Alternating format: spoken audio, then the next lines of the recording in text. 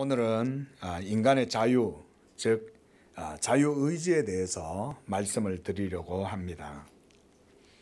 우리가 기독교 강요 이것을 보고 있는데 칼빈이 구속주 하나님에 대한 이 지식을 논하면서 왜 하나님께서 우리의 구원자가 되셔야 하는가 하는 이 문제를 드러내기 위해서 먼저는 인간이 처한 그런 객관적인, 그러니까 실존적인 상태 있는 그대로를 칼빈이 설명하고 보여주려고 합니다. 즉 인간은 하나님의 구원이 필요한 죄인이요, 또 죄로 말미암아 오염되고 타락하고 부패하여 죄책을 짊어지고 살아가는 멸망당할 존재들이 바로 인간이라고 하는 것을 보여주는 것입니다. 그런데 문제는 뭐냐면 인간이 자신의 실존적인 그런 상태를 있는 그대로 객관적으로 스스로를 판단할 수 있는 그런 인식의 능력, 그런 판단의 능력이 없다는 데 있는 것입니다. 도리어 인간은 자신의 의와 자질 그리고 공로를 내세우고 자기의 지혜와 힘을 자랑하고 그리고 최고선이신 하나님을 믿는 자리로 나아오지 않는다는 것입니다. 아담 안에서 모든 인류는 범죄하여 이제 아담 한 사람의 범죄로 죄가 세상에 들어오고 한 사람의 범죄로 사망이 세상에 들어오게 된 것입니다. 로마서 5장 12절과 17절에 보면 바로 그런 말씀들이 있죠. 바로 이것을 원죄라고 하는 거예요. 원죄. 우리가 잠시 한번 5장 12절 말씀 한번 보시기 바랍니다. 바로 앞에 있죠. 자, 우리 한 목소리로 읽어봅니다. 시작. 그러므로 한 사람으로 말미암아 죄가 세상에 들어오고 죄로 말미암아 사망이 들어왔나니 이와 같이 모든 사람이 죄를 지었으므로 사망이 모든 사람에게 이르렀느니라. 또 우리가 17절도 잠시 한번 읽어봅니다. 시작. 한 사람의 범죄로 말미암아 사망이 그 한 사람을 통하여 왕노릇했다. 이렇게 얘기하죠. 예? 죄가 왕노릇했다는 거예요. 사망이 왕노릇했다. 자, 이것이 바로 아담에게서 온 인류에게 전가되는 원죄라고 하는 거예요. 아담에게서 태어난 모든 인류가 이와 같은 비참한 형국을 사는 것은 아담 한 사람의 범죄로 인해서 온 세상에 이 죄가 들어와서 그 죄 때문에 사망이 들어오고 그래서 모든 인류가 사망 가운데에서 나서 살다가 그냥 육체대로 죽는 거예요. 하나님께서 이 아담을 언약의 대표로 삼아서 그와 더불어 언약을 맺었죠. 그리고 그에게서 태어나는 모든 인류를 이 아담의 언약 안에서 하나님께서는 그 피조물인 인간들의 하나님이 되어주시고 그리고 그 피조물들인 인간은 하나님의 친백성, 친자녀가 되게 하신 것이 바로 아담과 맺으신 그 첫 언약, 이것이 바로 창조의 경륜이었습니다. 그러나 아담의 범죄로 인해 이 모든 하나님의 은사와 복은 사라져버렸고 그리고 죄와 형벌로 인한 온갖 비참한 형국이 인류 가운데 드리워지게 된 거예요. 그리고 우리 모두는 다 사망의 상태에 처하게 된 것입니다. 우리가 철학자들도 실존 이런 말을 쓰잖아요. 사실은 그 실존이 어떤 실존입니까? 버둥대고 허걱대고 살아가다가 죽는 게 실존 아니에요. 이 말이 굉장히 좀 냉철하게 들릴지 모르지만 사실이잖아요. 요즘 뭐 그런 말 많이 있잖아요. 아닌 거 아니다 이런 얘기가 있잖아요. 예? 그렇잖아요. 예? 인생이라는 게 그런 거 아닙니까? 나서 살다가 병들고 죽고 이거 다 하잖아요. 그렇게 따지면은. 그게 바로 죄로 말미암는 인간의 실존이다. 하지만 인간이 자신의 비참한 상태를 깨닫게 된다면 그는 이제 하나님께서 보내신 자, 우리 영혼의 의사이신 예수 그리스도를 통해서 그를 믿음으로 그 안에서 자신을 죄에서 구원하시는 이 구속주 하나님을 알게 되는 것입니다. 이 자신의 비참한 상태를 깨달아야 되는 거예요. 이걸 깨닫지 못하면 자신이 온전한 사람이고 건강한 사람이니까 의사를 찾아갈 필요가 없는 거예요. 그래서 예수님께서 자신을 영혼의 의사라고 얘기하시면서 건강한 사람은 의사를 찾지 않지만 병든 사람은 의사를 찾는다. 거기서 예수님 말씀하신 병든 사람이라는 것이 바로 우리 죄로 말미암는 영혼의 병, 그거 얘기죠. 사망의 병, 이 말인 거예요. 이 사망의 병에 내가 걸렸나이다. 예수여 나를 구원해 주시옵소서. 그 사망의 병이 걸린 것을 아는 사람만이 구원자이신 예수님께 와서 자기를 고쳐달라고 그럴 거 아니에요. 칼빈은 이처럼 구속주 하나님을 아는 지식을 얘기하면서요, 이 구원이 예수 그리스도 안에서 하나님께서 우리에게 주시는 것이라고 설명을 하는 거예요. 이것이 바로 기독교 강요 2권에 있는 주된 내용입니다. 그래서 칼빈이 처음부터 얘기를 할 때 인간의 원죄와 그 다음에 오늘 다루는 이 자유의지의 문제, 이런 것들을 언급을 하는 거예요.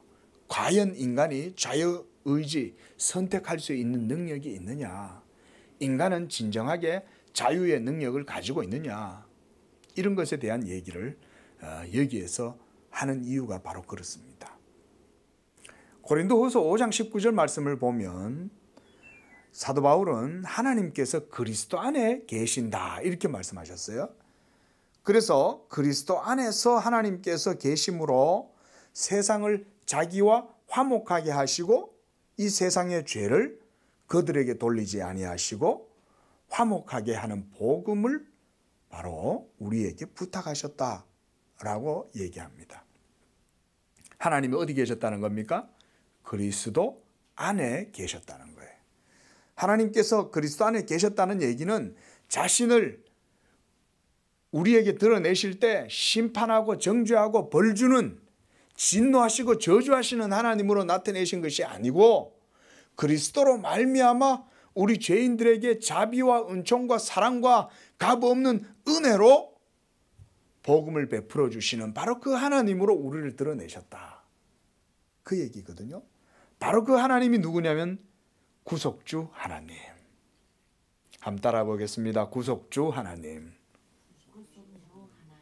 하나님은 이 세상을 창조하셨을 뿐만 아니라 죄로 말미암아 멸망하고 타락한 이 세상을 구원하시는데 그리스도 안에서 이 구원을 행하시고 이루신다는 거예요. 그래서 바로 그 그리스도 안에서 자신을 우리에게 나타내 보여주신 바로 그 하나님을 어떤 하나님? 어떤 하나님? 구속주 하나님. 그래서 이걸 꺼야 되는 거예요. 잠시 눈이 딱 팔렸구만 못 붙는 거예요. 그런데 이렇게 하나님께서 우리에게 자신을 구속주 하나님으로 나타내 보여주셨는데 문제는 뭐겠습니까? 인생들이 자신의 상태가 얼마나 큰 비참한 상태인지를 알지 못하기 때문에 구속주 하나님께로 나오지 않는 거예요. 오늘날 이러한 문제는 저는 이 현대 사회에서 더 크게 드러난다고 생각합니다. 과거 어느 때보다 우리가 정말 요즘 그런 말이 있잖아요. 한 번도 살아보지 못한 세상이다 이런 얘기가 있는데 그야말로 우리가 살아가고 있는 21세기, 20세기, 21세기는 이전 세대 지금까지 살아왔던 모든 인류의 삶 역사보다 한 번도 살아본 적 없는 세상이죠. 그렇죠? 제가 군대를 제대하고 나와 보니까 막 사람들이, 돈 좀 있는 사람들이 이 벽돌폰을 들고 다니더라고요. 벽돌폰이 당시 얼마였는지는 정확히 잘 모르겠는데 최소 300~400만 원 이상은 했을 것 같아요. 벽돌폰. 이만하잖아요. 그러더니 또 한 몇 년이 지났는데 삼성에서 애니콜 그 이렇게 핸드폰을 이렇게 쫙 손에 딱 잡히는 걸 나온 거예요. 그러더니 점점 되더니 나중에는 손바닥보다 더 작은 폰이 나오기 시작하고, 그러더니 나중에는 이제 스마트폰이 나온 거죠. 예? 거기에는 온갖 모든 기능이 다 탑재되는, 컴퓨터에서 노트북에서 데스크탑에서 할 수 있는 모든 게 이 스마트폰으로 다 들어오고 뭐 이러는 거잖아요. 여러분 나중에 이제 좀 지나보세요. 한 10년 20년 지나면 이제 홀로그램이 나올 겁니다. 더 이상 손에 들고 다닐 것도 없고 시계 딱 누르면 홀로그램이 딱 떠가지고 홀로그램에서 화상통화를 할 수도 있어요. 3D 입체로. 그뿐만입니까? 이제 뭐 달에 간다, 뭐 중국은 달에 갔다 왔다고 그러는데, 예? 이제 또 얼마 후면은 화성에 또 이주민을 보내가지고 또 정착을 하겠다, 뭐 이런 얘기가 오가는 게 여러분, 그죠? 루이 암스트롱이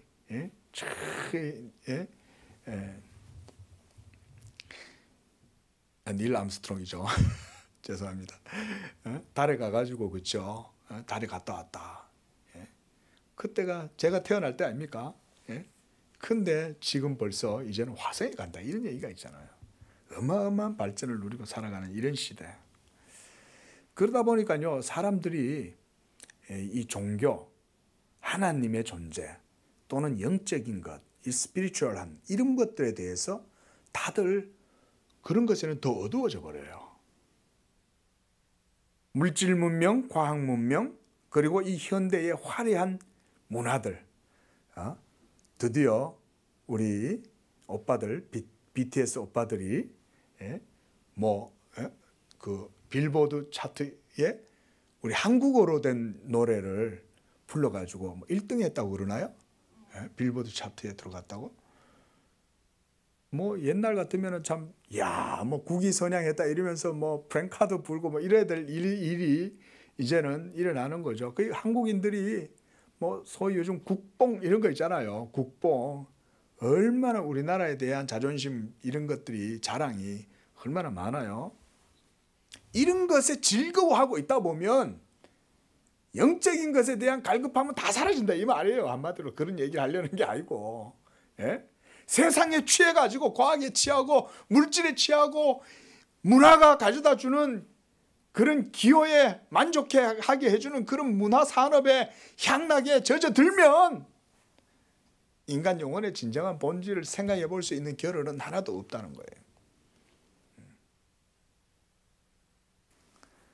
어떻게 생각하면요, 참 지금 시대가 가장 이전 시대 사람들보다 훨씬 더 참 메마르고 갈급한 시대를 살아간다고 볼 수 있죠. 그래서 이런 시대적인 사조가 인간으로 하여금 더욱 교만하게 합니다. 거만하게 합니다. 그리고 인간을 자랑하게 합니다. 옛날에 바벨탑을 쌓을 때처럼 우리가 탑을 저 하늘에 닿도록 높이 쌓아보자.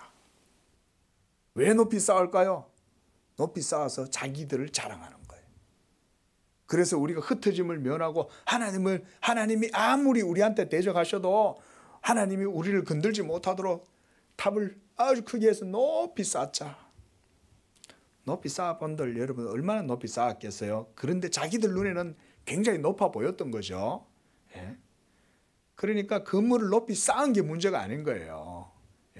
저 뭐 우리 롯데 월드 거기 있는 그 타워가 뭐 몇 층입니까 그게?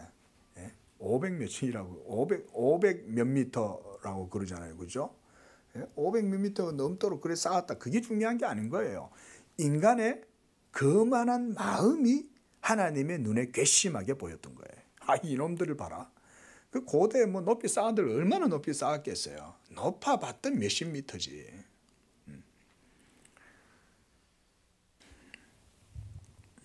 그러니까 이런 시대가 점점 사람들로 하여금 하나님의 영광과 하나님의 거룩하신 의 앞에서 점점 멀어지게 하고 떠나가게 만들어버려요.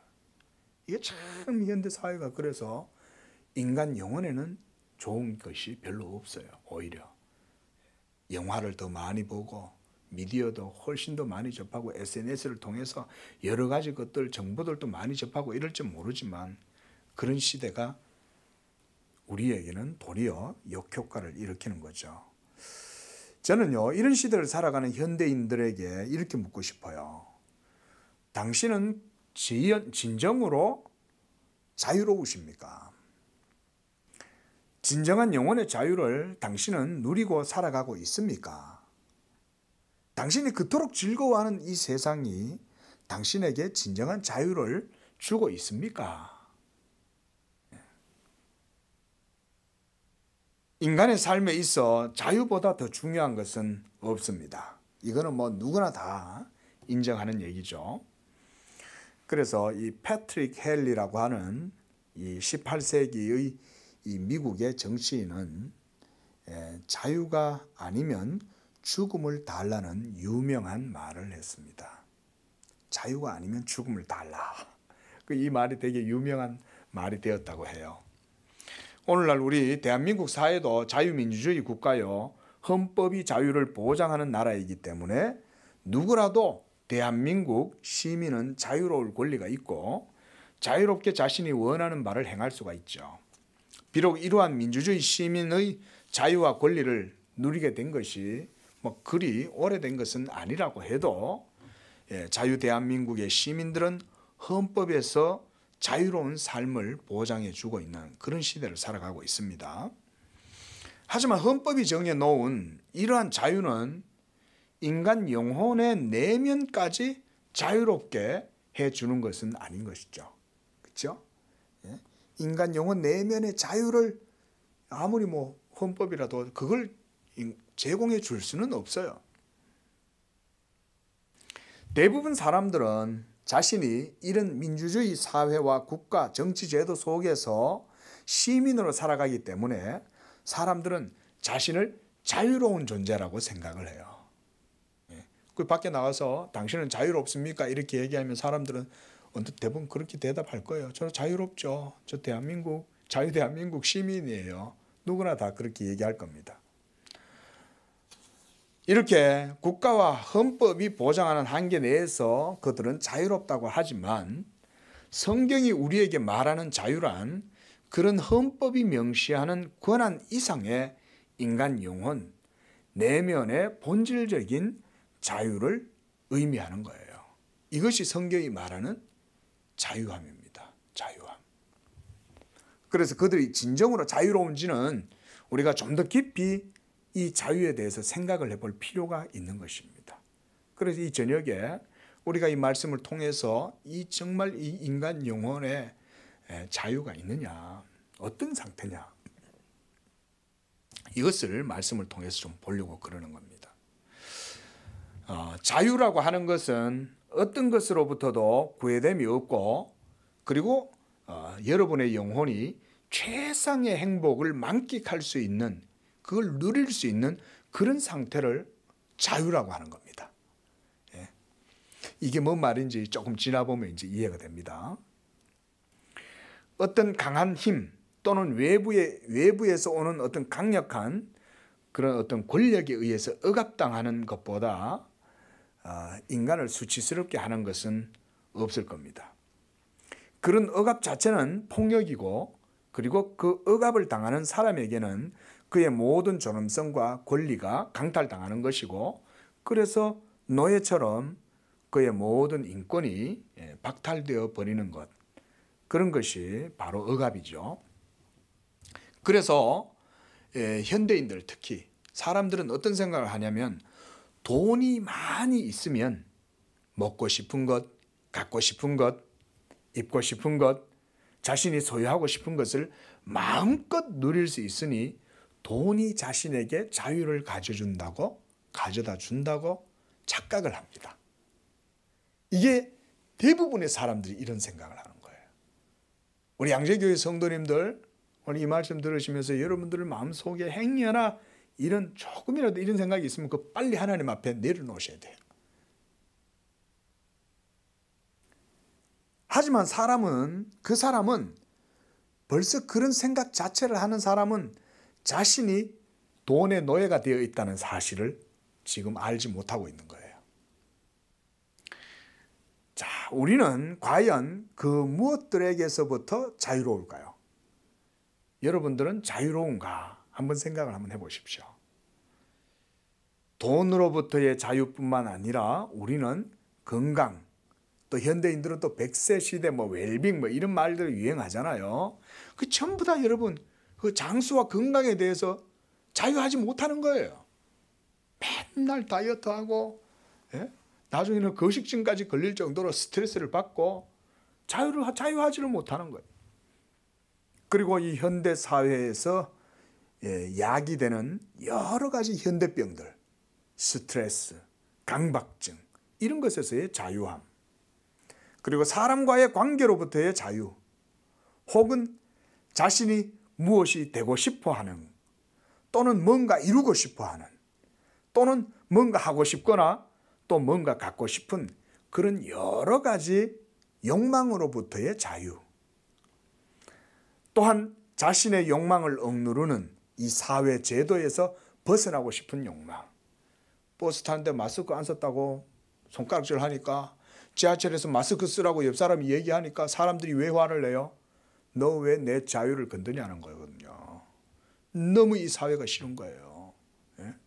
제발 날 좀 그냥 내버려 두라는 거예요. 그 사람들이 막 그렇게 화가 일어나가지고 분을 못 참는 것은 그만큼 마음이 억압된 상태로 살기 때문에 그런 거예요. 이런 사회 제도와 관계로부터 여러분 우리는 얼마나 많이 눈치 보고 살아갑니까? 그렇죠? 옷 하나도 우리는 편하게 못 입잖아요. 다 다른 사람들과 관계를 생각해야 되고 사회적 지위와 체면을 생각해야 되고 이러면서 살아가야 되니, 그러니 여러분 마음대로 행하고 싶은 그런 자유를 사람들이 갈망을 하겠죠.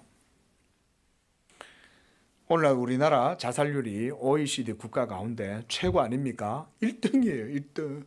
미국은 총기 사망 사고가 1등이에요. 여러분 죽고 싶어서 죽는 사람이 어디 있어요? 그렇죠? 한 사람도 자기가 죽고 싶어서 자살하는 사람은 없습니다. 그럼에도 왜 이토록 많은 사람들이 하루에 거의 40명에 육박하는 사람이 매일매일 자살을 할까요? 우리 사회가. 바로 저는 그들이 자유롭지 못한 이 삶에서 해방되고 싶은 마음이 있기 때문에 그렇다고 생각해요. 그렇지 않나요? 더 이상 도피하고 피할 구멍이 없는 거예요. 죽는 것 외에는 이 세상에서 해방될 수 있는 방법이 없는 거예요. 그러니까 그냥 자살하는 거예요. 자, 이래도 우리가 자유하다고 말할 수 있습니까? 제가 지금까지 얘기한 모든 것은 여러분도 해당될 수 있어요. 여러분들은 자유하시냐는 거예요. 왜 자유하지도 않는데 우리는 그리스도의 은혜를 구하지 않느냐? 왜 자유하지도 않으면서 복음의 은혜 가운데에 매달리지 않느냐는 거예요. 왜일까요? 우리의 영혼이 깊은 잠 가운데 빠져있기 때문에 그런 거예요.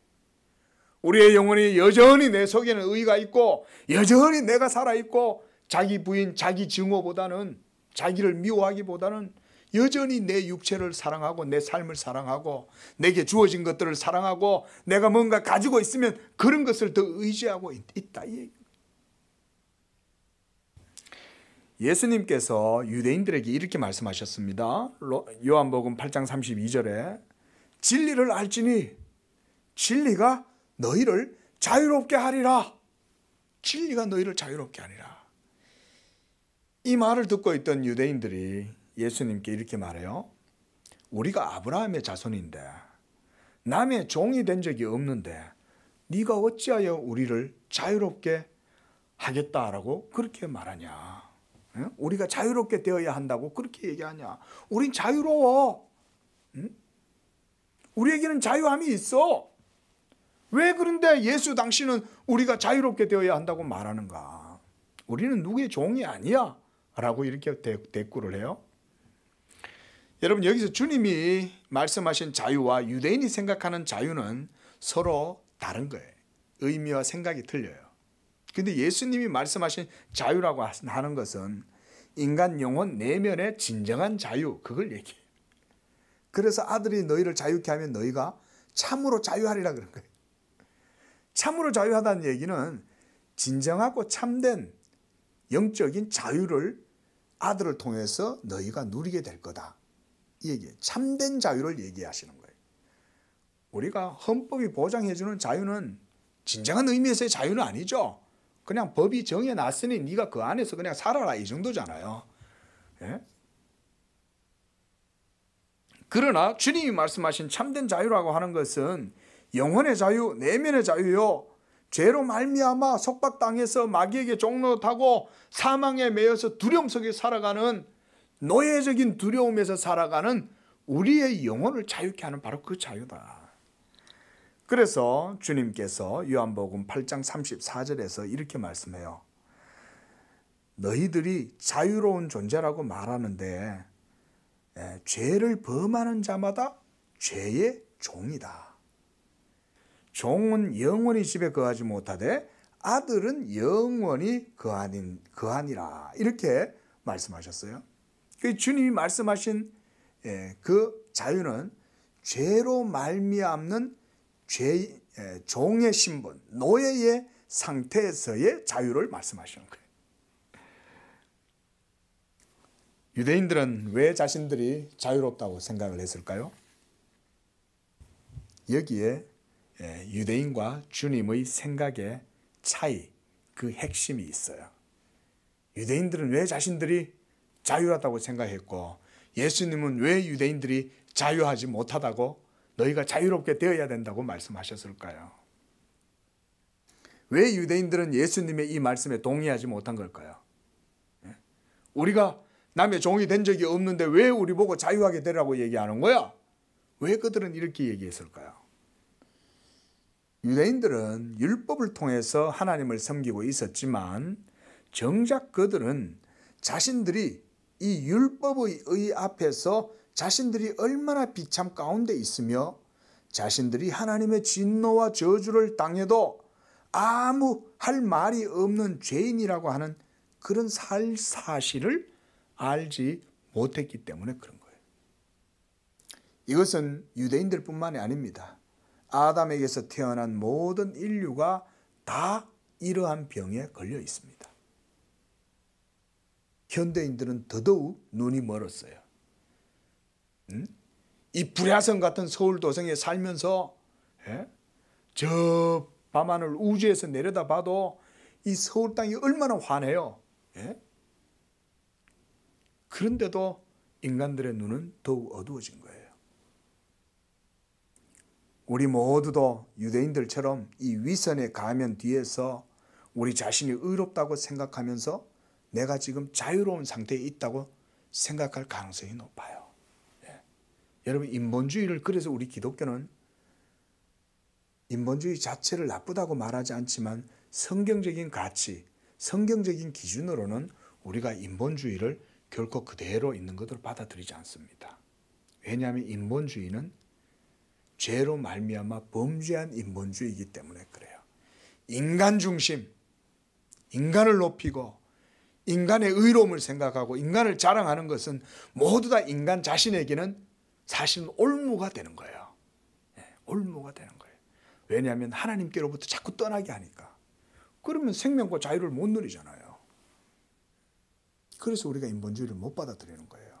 성경은. 우리가 오늘 읽었던 이 로마서 7장 말씀은 그래서 죄가 우리의 삶을 얼마나 어둡게 하고 비참한 상태 가운데 붙들고 있는지를 보여줘요. 로마서 7장에. 죄인이 자신의 죄를 죄로 여길 때는 반드시 거울이 되는 법이 있어야 자신을 객관적으로 돌아볼 수 있습니다. 그래서 이것을 우리가 율법의 거울이라고 그러죠. 이 율법의 거울을 통해서 우리의 내면, 우리의 심상을 객관적으로 분별하고 볼 수 있는 거예요. 그러나 하나님의 말씀이 있기 전에는 사람이 자신이 어떤 상태인지를 인지할 수가 없어요. 이거는 그 어떤 천재도 할 수 없어요. 이거는. 그 어떤 뛰어나고 위대한 철학자도 이건 할 수 없어요. 왜? 하나님의 말씀을 그 영혼에 비추어 주지 않으니까 절대 그걸 모르는 거예요. 로마서 7장 7절 말씀을 보십시오. 거기 보면 먼저 이렇게 말씀하죠. 율법이 죄냐 그럴 수 없느니라. 율법으로 말미암지 않고는 내가 죄를 알지 못하였으니 뭐라고 말합니까? 율법이 탐내지 말라 하지 아니하였더라면 내가 탐심을 알지 못하였다고 그렇게 말합니다.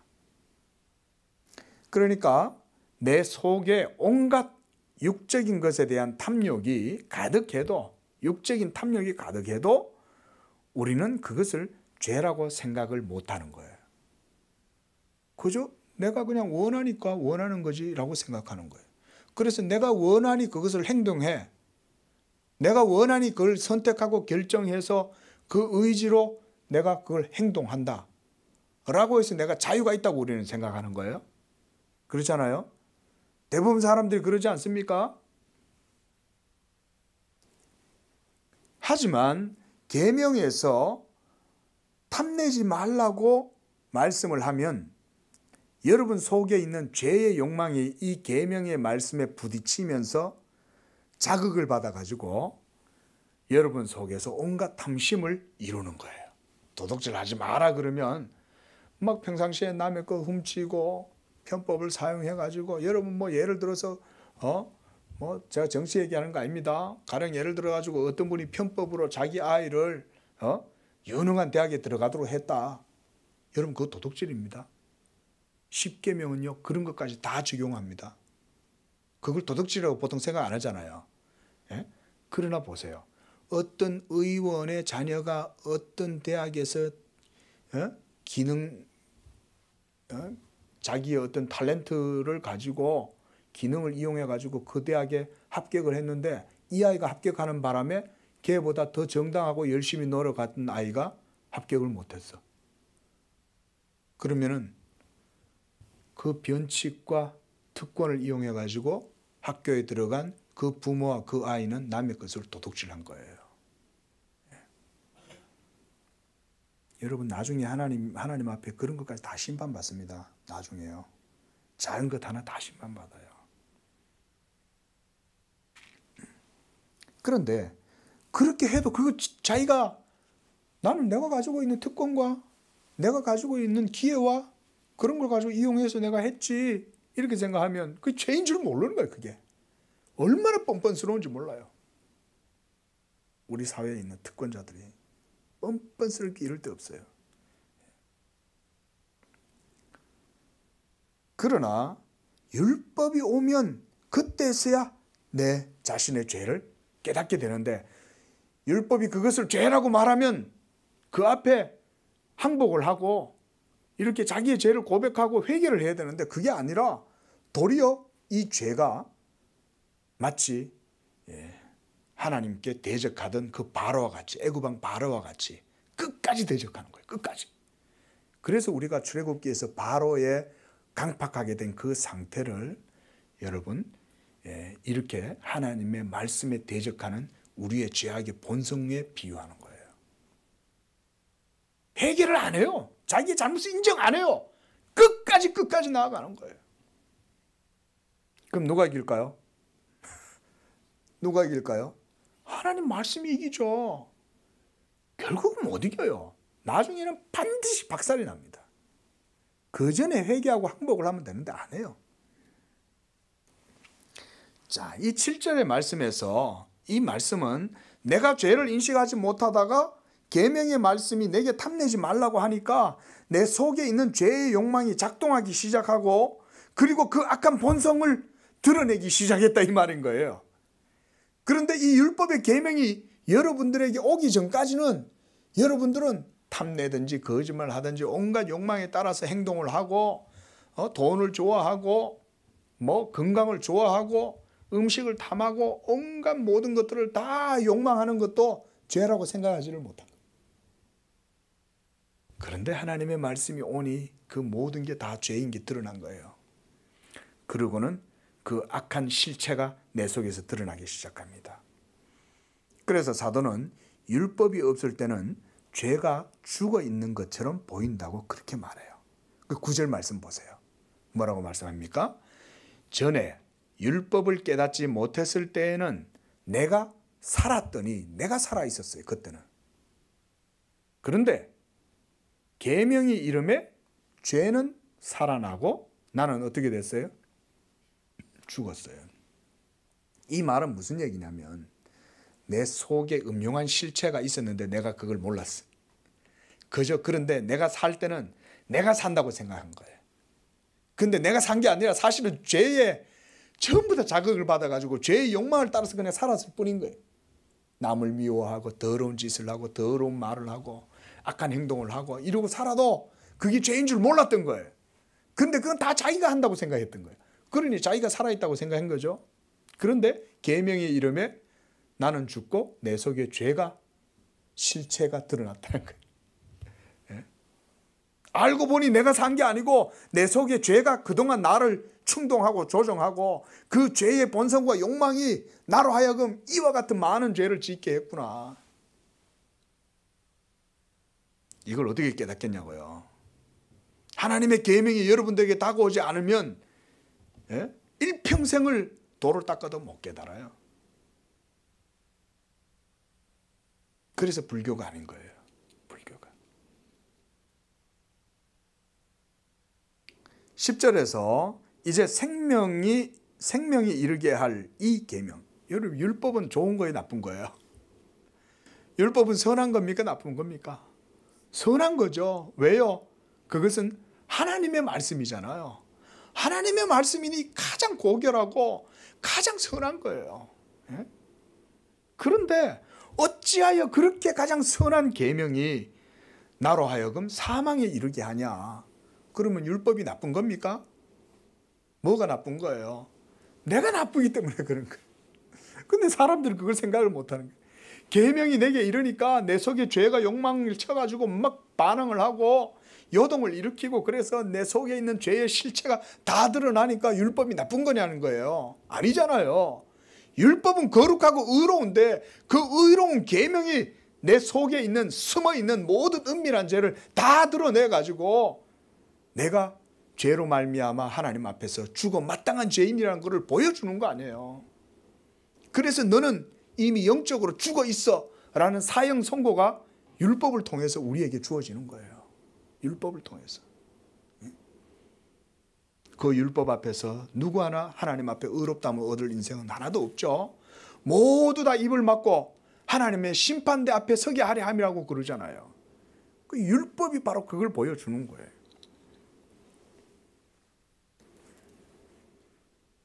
율법도 거룩하고 계명도 의롭고 선한 것이다. 그러나 죄가 정체를 숨기고 있다가 계명으로 말미암아 여러분을 속이고 그것으로 여러분을 죽였다라고 이렇게 11절에 말씀해요. 죄가 기회를 타서, 이 기회를 탔다는 얘기는 찬스 이 말입니다. 찬스. 예? 죄가 이 계명이 다가오니까 그 기회 때문에, 그것 때문에 나를 속이고 그것으로 나를 죽였다. 그 죄가 나를 죽였는데 그 나의 죽음에 죽었다는 사실이 율법을 통해서 내가 발견하게 되었다 이 얘기예요. 예전에 영화를 하나 봤는데 브루스 윌리스 주연의 영화입니다.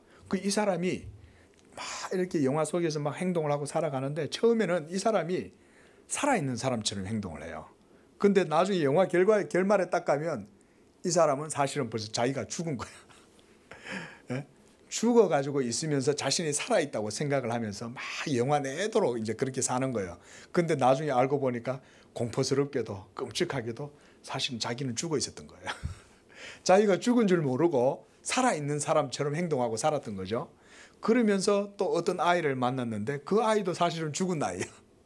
그 죽은 유령들끼리 서로 만나가지고 그러고 있는 그런 영화를 본 적이 있는데 그건 뭐 영화겠지만 여러분 우리가 그와 같다는 거예요. 영적으로 하나님 앞에서 사망의 상태에 처해 있으면서도 자기가 죽은 줄 모르고 다 이렇게 지금 살아가고 있잖아요. 예수 믿으시오 라고 얘기해도 안 믿잖아요. 믿고 싶어 하지 않잖아요. 도리어 그 빛으로 나오길 싫어하는 거예요. 왜 빛으로 나오기 싫어합니까? 내 속에 죄가 그만큼 나를 붙들고 있기 때문에 빛 가운데로 나오기가 싫은 거예요.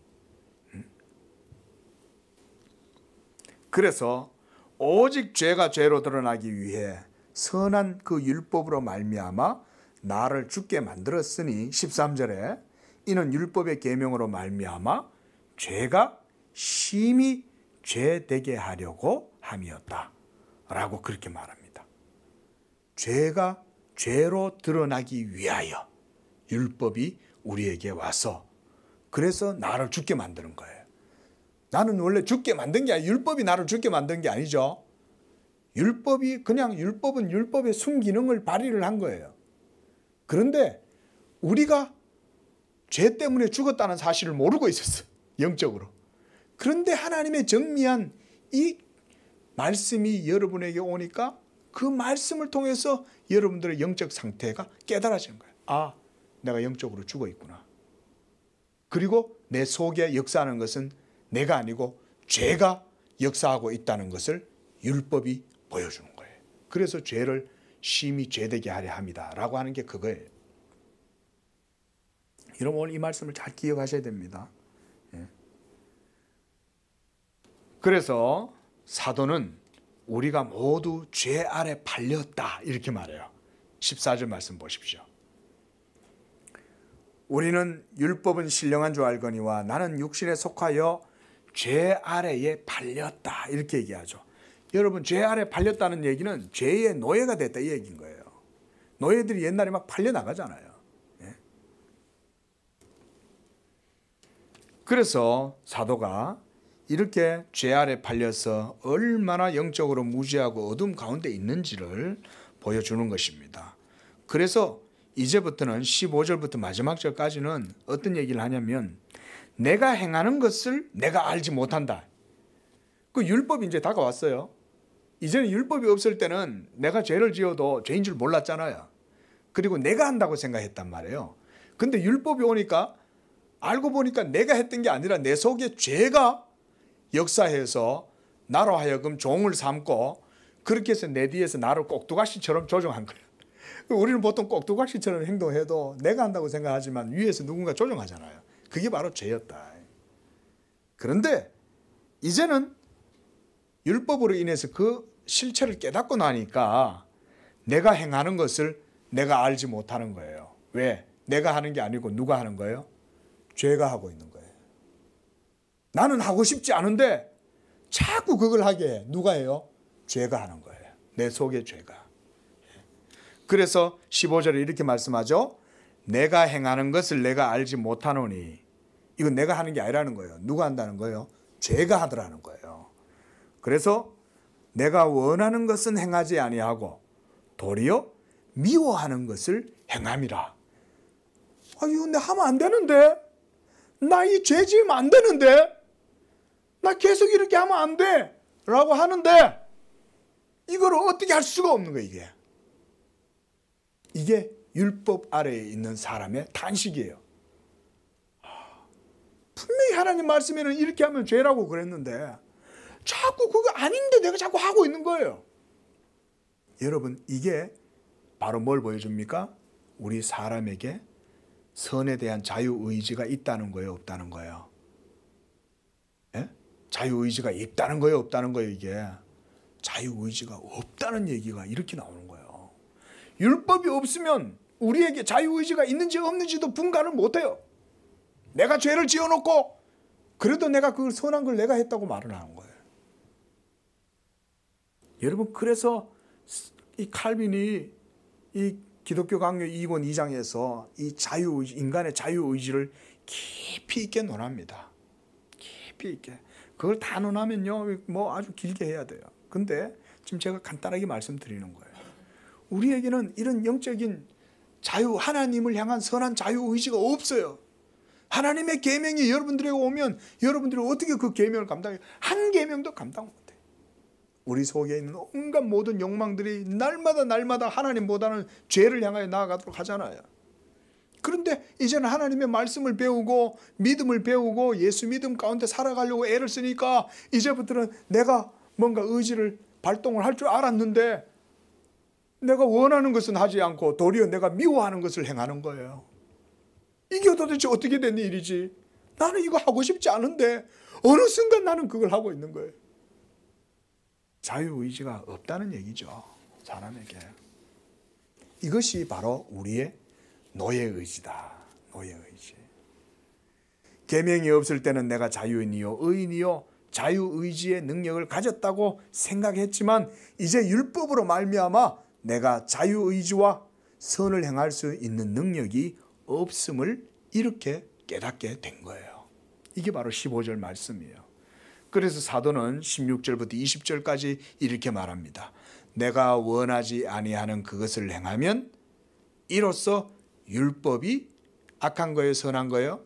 선한 것임을 시인하노니 이제는 그 모든 율법에 거슬러서 불순종하고 죄를 범하는 그 모든 일을 행하는 자가 누굽니까? 내가 아니라 나는 죽었으니까 내가 아니고 내 속에 거하는 죄가 그걸 하고 있는 거예요. 그러면 이 사람은 그걸 보면서 무슨 생각을 하겠어요? 내가 죽었다는 것을 생각하겠죠. 그래서 사도 바울이 오라 나는 공고한 사람이다 라고 고백을 한 거예요. 내 속에서 죄가 나를 끌어가지고 하나님의 성령을 거스르게 하고 죄를 짓게 하는 것을 내가 본다는 거예요. 내 속에서 역사하는 이 죄의 힘을 보는 거예요, 사도 바울조차도. 그러니까 오라 나는 공고한 사람이로다. 이 사망의 몸이라고 그러잖아요. 이 사망의 몸에서 누가 나를 구원해 내랴. 제 말씀을 맺겠습니다. 사랑하는 성도 여러분, 이렇게 우리 인간은요 성령의 은혜와 능력이 없이는 누구도 하나님을 향한 선한 의지를 발휘할 수가 없습니다. 도리어 하나님의 계명의 말씀을 우리가 받아들일 때에 내가 계명의 말씀을 행할 수 있다고 생각하면 나는 쏟고 있는 거예요. 그러나 그 계명의 말씀이 여러분들에게 다가올 때 그것으로 인해서 여러분들의 모든 죄와 그리고 자신이 얼마나 하나님 앞에서 하나님의 계명에서 떨어져 있는 멀리 떠나 있는 죄인이라는 사실을 여러분들이 생각하고 발견할 수 있다면 이제 예수 그리스도께로 나아갈 수가 있는 거예요. 자기의 죄를 깨닫는 사람은 반드시 예수 그리스도로 말미암는 구원을 찾게 돼 있다니까요. 그래서 바로 이 로마서 7장 이후에 8장에 들어가면 사도 바울은 7장에서는 자기를 사망의 몸이라고 막 탄식하다가 8장에 들어가서는 그러나 이제 예수 그리스도 안에 있는 자에게는 결코 정죄함이 없다고 선언을 하잖아요. 왜? 내가 이와 같은 비참한 죄요 내 속에 죄로 말미암아 나는 죽었지만 이제 내가 예수 그리스도를 믿음으로 그리스도 안에서 나는 이제 새 생명의 존재가 되었다는 것을 거기에서 고백할 수 있는 거예요. 이와 같이 갈비는 아담 안에 있는 모든 인간이 선택의 자유를 박탈당했고 그리고 죄의 노예가 되어서 비참한 그런 종의 상태 그 가운데 있다고 증거를 하고 있습니다. 기도하겠습니다.